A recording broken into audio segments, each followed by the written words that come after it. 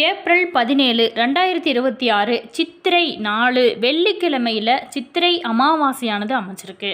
ஒவ்வொரு அமாவாசைக்குமே ஒவ்வொரு சிறப்பு இருந்தால் கூட ஒரு குறிப்பிட்ட சில அமாவாசைகளில் வரக்கூடிய அமாவாசையானது கூடுதலான ஒரு சிறப்பை பெற்றிருக்கும்.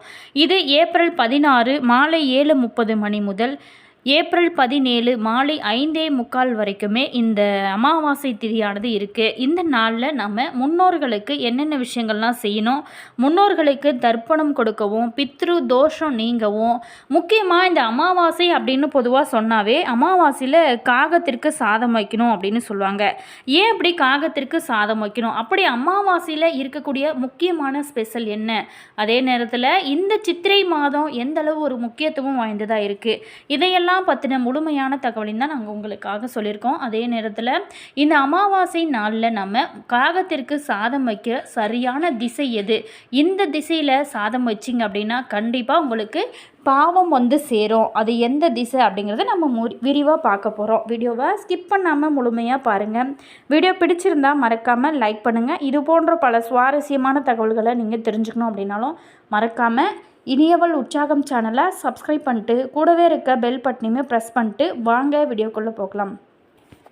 பொதுவாகவே நீங்கள் அமாவாசை நாளில் என்னென்ன வழிபாடுகள்லாம் செய்வீங்க, அதே மாதிரி காகத்திற்கு சாதம் வைப்பீங்களா, சாதம் வைக்க மாட்டிங்களா அப்படிங்கிறத மறக்காமல் கமெண்ட்ஸில் சொல்லுங்கள். அதே நேரத்தில் அமாவாசை அப்படின்னாலே முன்னோர்கள் பார்த்திங்களா, முன்னோர்களோட பிரச்சனைகள் பாவங்கள் அனைத்துமே தீர்க்கக்கூடிய ஒரு அற்புதமான வழிபாடு அப்படின்னு சொல்லலாம். அதே மாதிரி குலதெய்வ வழிபாடு அன்றைய நாளில் கண்டிப்பாக குலதெய்வ வழிபாடு செய்யணும். இந்த அமாவாசை வழிபாட்டில் காகத்திற்கு மட்டும் ஏன் இவ்வளோ முக்கியத்துவம் கொடுக்குறாங்க, காகத்திற்கு எந்த முறையில் நம்ம சாதம் வைத்தால் முழு பலனுமே நமக்கு கிடைக்கும் அப்படிங்கிற முழுமையான தகவலை நம்ம விரிவாக பார்க்க போகிறோம். அமாவாசை வழிபாட்டிலேயே காகத்துக்கு ரொம்ப ரொம்ப முக்கியத்துவம் கொடுப்பாங்க. அன்று காகத்திற்கு சாதம் வைத்து அது சாப்பிட்டதுக்கு அப்புறம் தான் உணவருந்தக்கூடிய பழக்கமானது நடைமுறையில் இன்றுமே இருக்குது. நிறைய பேர் பார்த்திங்களா தினமுமே காகத்திற்கு சாதம் வைப்பாங்க. அப்படி உங்களால் தினமுமே சாதம் காகத்திற்கு வைக்க முடியலனாலும் பரவாயில்ல, வாரத்திற்கு ஒரு நாள் சனிக்கிழமை நாளில் காகத்திற்கு காலையில் குளிச்சுட்டு சுத்தபத்தமாக சமையல் செஞ்சு சாதம் வைங்க. அதே மாதிரி அமாவாசை நாளில் கண்டிப்பாக சாதம் வைங்க. சனீஸ்வர பகவானின் வாகனமாக காகம் யமலோகத்தின் வாசலில் இருப்பதாகவும் அது யமனோட தூதுவன் அப்படின்னு சொல்கிறாங்க. காகத்திற்கு சாதம் வைத்தாலே யமலோகத்தில் வாழக்கூடிய நம்மளுடைய முன்னோர்கள் அமைதி அடைந்து நமக்கு ஆசி கொடுப்பாங்களாம். காகத்திற்கு சாதம் எடுக்கல. அதே மாதிரி நம்ம நிறைய பேர் பார்த்துருமா காகத்திற்கு நம்ம சாதம் வைப்போம். ஆனால் அந்த சாதம் பார்த்திங்களா சில பேர் வீட்டில் எடுக்காத அந்த சாபம், அந்த காகத்துக்கு சாதம் வைக்கும்போது அந்த சாதத்தை அந்த காகமானது எடுக்காது. இது என்ன காரணம் அப்படின்னா முன்னோர்களுக்கு ஏதோ ஒரு மனைக்குறை இருப்பதாக சொல்கிறாங்க. அதாவது நம்ம முன்னோர்களுக்கு செய்ய வேண்டிய திதி தர்ப்பணம் சிதார்த்தம் இதெல்லாம் செய்யாமல் இருந்தால் கூட இதனால் கூட நம்மளுடைய முன்னோர்கள் நம் மீது ஏதாவது கோபத்தில் இருப்பாங்க. அதனால் அந்த காகமானது நம்ம வைக்கக்கூடிய அந்த உணவை எடுக்காமல் இருக்கும். இதற்கு என்னெல்லாம் பரிகாரம் செய்யலாம் அப்படிங்கிறத முழுமையாக பார்க்க போகிறோம்.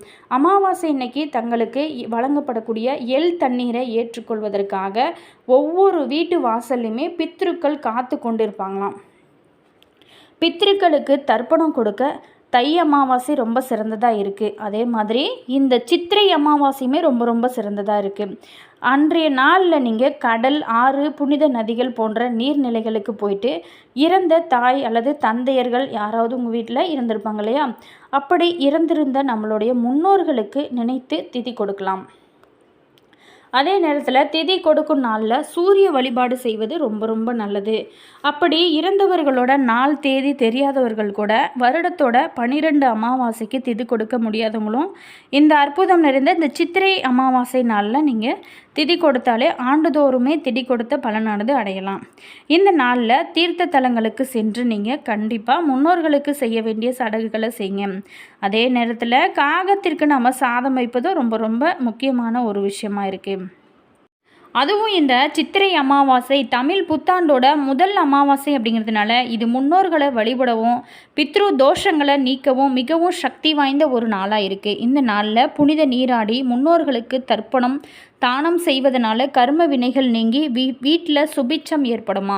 சூரியன் உச்சம் பெறக்கூடிய இந்த மாதத்தில் வருவதனால முன்னோர்களோட ஆசி மற்றும் சூரியனோட அருளையுமே பெற இது ஒரு உகந்த ஒரு மாதமாக இருக்குது. அதே மாதிரி இந்த சித்திரை மாதத்தில் நம்ம செய்ய வேண்டிய ஒவ்வொரு விஷயமே மிகப்பெரிய ஒரு மாற்றத்தை ஏற்படும். சித்திரை அமாவாசை தினத்தில் நம்மளுடைய முன்னோர்களுக்கு பிதுர் தர்ப்பணம் கொடுத்தாலே வீட்டில் அனைத்து நன்மைகளும் நடக்குமா. பொதுவாகவே அமாவாசை தினத்தில் தர்ப்பணம் கொடுப்பதிலும் முன்னோர்களை நினைத்து ஒரு 4 பேருக்காவது அன்னதானம் கொடுப்பது நல்லது. அதுவும் இந்த வாயில்லா ஜீவன்களுக்கு பசுமாட்டுக்கு தானம் கொடுப்பது நல்லது. அதே மாதிரி வாழைப்பழம் வாங்கி கொடுங்க. காகத்திற்கு உணவு வைப்பது ரொம்ப ரொம்ப நல்லது. சித்திரை மாதம் அப்படிங்கிறது திருவிழாக்கள் நிறைந்த நாள் மட்டும் இல்லாமல் சித்ரா பௌர்ணமி மிக விசேஷமானது. அது ஒரு புறம் இருந்தாலும் சித்திரை அமாவாசையுமே ரொம்ப ரொம்ப சிறப்பு வாய்ந்ததாக இருக்குது. பொதுவாகவே அமாவாசை தினத்தில் தர்ப்பணம் கொடுப்பதிலும் முன்னோர்களை நினைத்து ஒரு 4 பேருக்கு உணவு கொடுப்பது நல்லது. சித்திரை அமாவாசை தினத்தில் நம்ம முக்கியமாக இந்த அமாவாசையானது ரொம்ப ரொம்ப முக்கியத்துவம் வாய்ந்த ஒரு அமாவாசையாக இருக்குது. பித்ரு கடமை செய்வது மிகுந்த பலனை கொடுக்கும். மொத்தம் 96 தர்ப்பணங்கள் இருப்பதாக ஆச்சாரியர்கள் சொல்கிறாங்க. பொதுவாகவே ஒவ்வொரு அமாவாசை தமிழ் மாத பிறப்பு தினத்தில் தர்ப்பணம் கொடுக்கறது ரொம்ப ரொம்ப முக்கியமான விஷயமா இருக்குது. அமாவாசை விரதம் யார் இருக்கலாம்? ஆண் பெண்களுக்கான விரத முறை. தமிழ் வருடத்தோட முதல் மாதமான இந்த சித்திரை அமாவாசை தினத்தில் நாம் முன்னோர்களோட புகைப்படத்துக்கு மாலை போட்டு படையல் வைத்து அவங்களுக்கு தர்ப்பணம் கொடுத்து ஒரு 4 பேருக்காவது தானம் கொடுப்பதனால எல்லா வகையான நன்மைகளும் நமக்கு கிடைக்கும். இதனால் உங்களோட பரம்பரைக்கே மதிப்பு மரியாதை இது எல்லாமே கிடைக்கும். நம்ம மற்ற நாளில் காகத்திற்கு சாதம் வைப்பதோட இந்த அமாவாசை தினத்தன்னைக்கு நம்ம சாதம் வைப்பது கூடுதலான ஒரு சிறப்பை கொடுக்கும். அதே மாதிரி நம்ம செய்யக்கூடிய தானம் அப்படிங்கிறது நம்மளுடைய முன்னோர்களுக்கு சென்று சேருமா. அதனால தான் அமாவாசை தினத்தில் தர்ப்பணம் செய்ய இடத்துல ஐயர்களுக்கு பச்சரிசி நம்ம தானமாக தருவாங்களாம். அதே போல் தான் பசுமாட்டிற்கு அகத்திக்கீரையையும் பழங்களையும் தானமாக கொடுப்பாங்க. அடுத்தாற் போல் காகத்திற்கு உணவளிப்பாங்க. இப்படி நாம் அமாவாசை தினத்தின்னைக்கு எந்த உயிருக்காவது நம்ம செய்யக்கூடிய தானம் செய்தோம் அப்படின்னா அந்த தானம் நேரடியாக நம்மளுடைய முன்னோர்களை சென்றடையும். அப்படி முன்னோர்களை சென்று அடைவதன் மூலம் அவங்களோட ஆசீர்வாதம் நமக்கு பரிபூர்ணமாக கிடைக்கும். அந்த வகையில் தான் ஒரு சில வழிமுறைகளை நம்ம பின்பற்றும் பொழுது நமக்கு இன்னும் அதிகப்படியான பலன்கள் எல்லாமே கிடைக்கும். நம்மளுடைய வீட்லேயுமே சுபகாரியங்கள் நடக்க ஆரம்பிக்கும். ஒரு வருடத்தில் வரக்கூடிய அமாவாசையில் ரொம்ப முக்கியமான ஒரு அமாவாசையாக இருக்கும். அதுலேயும் 3 அமாவாசைகள் ரொம்ப ரொம்ப முக்கியத்துவம் வாய்ந்தது. தை அமாவாசை, ஆடி அமாவாசை, புரட்டாசி அமாவாசை. மேலுமே இது நம்மளுடைய முன்னோர்களை வழிபட்டாலே அந்த வருடம் முழுவதும் நம்ம முன்னோர்களை வழிபட்டிருக்கு ஒரு சமம் அப்படின்னு சொல்லுவாங்க. அதே மாதிரி தான் அப்படி தர்ப்பணம் கொடுக்குறவங்களாக இருந்தாலும் சரி, அப்படி இல்லாதவங்களாக இருந்தாலும் சரி, அன்றைய தினம் வீட்டில் சமைத்த உணவை எச்சில் படுவதற்கு முன்னாடி காகத்திற்கு வைத்துவிட்டு அதுக்கப்புறம் உணவை உண்பது ரொம்ப நல்லது. இது முன்னோர்களோட வழிபாட்டில் ஒரு முக்கியமான ஒரு இதுவாக இருக்குது. அப்படி இந்த அமாவாசையானது ரொம்ப ரொம்ப சாதம் வைக்கும் பொழுது எந்த முறையில் வைத்தால் முன்னோர்களோட ஆசீர்வாதம் நமக்கு பரிபூரணமாக கிடைக்கும் அப்படின்னா, அன்றைய தினம் நாம் வடித்த சாதத்தில் ஒரு கருப்பு எள் கலந்துக்கோங்க. அதில் சிறிது நல்லெண்ணெய் ஊற்றி உங்களுடைய கைகளால் நல்லா பிணைஞ்சி அதை முன்னோர்களுக்கு சமர்ப்பித்து விட்டு பிறகு காகத்திற்கு வைக்க வேணும். இப்படி நீங்கள் காகத்திற்கு சாதம் வைக்கும்போது வெறும் தரையில் வைக்காமல் ஒரு வாழை இலையை போட்டுக்கோங்க. அதற்கு மேலே இந்த எள் கலந்த சாதத்தை வைங்க. இப்படி செய்வது அப்படிங்கிறது ரொம்ப ரொம்ப விசேஷமான ஒன்றாக இருக்கும். இதோடு ஒரு சிறிய கிண்ணத்தில் ஒரு சுத்தமான குடிக்கக்கூடிய தண்ணீரை நீங்கள் எச்சில் படாத அதை ஊற்றி வைத்து உணவளித்தோம் அப்படின்னா நம்மளுடைய முன்னோர்களோட ஆசீர்வாதம் நமக்கு பரிபூர்ணமாக கிடைக்கும். இதனால் நம்மளோட வாழ்க்கையில் இருக்கக்கூடிய தடைகளும் தாமதங்களும் நிச்சயமாக நீங்கும். மிகவும் எளிமையான இந்த வழிமுறையை பின்பற்றி காகத்திற்கு நாம் உணவு வைத்து வழிபட்டோம் அப்படின்னா நம்மளுடைய முன்னோர்களோட ஆசீர்வாதம் நமக்கு பரிபூர்ணமாக கிடைக்கும். மேலுமே இது முழு நம்பிக்கையோடு நீங்கள் செஞ்சீங்க அப்படின்னா நல்ல ஒரு முன்னேற்றம் கிடைக்கும். முன்னோர்களோட ஆசி இருந்தால் மட்டுமே நமக்கு குலதெய்வத்தோட அருளுமே நமக்கு கிடைக்கும்.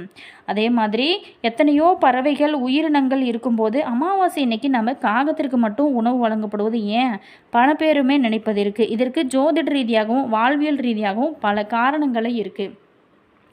காகத்துக்கு நம்ம ஏன் சாதம் வைக்கிறோம் அப்படின்னா, காகம் கர்ம வினைகளுக்கு ஏற்ப நன்மை தீமைகளை வணங்கக்கூடிய கிரகமான சனீஸ்வர பகவானுக்குரிய ஒரு வாகனம் இல்லையா.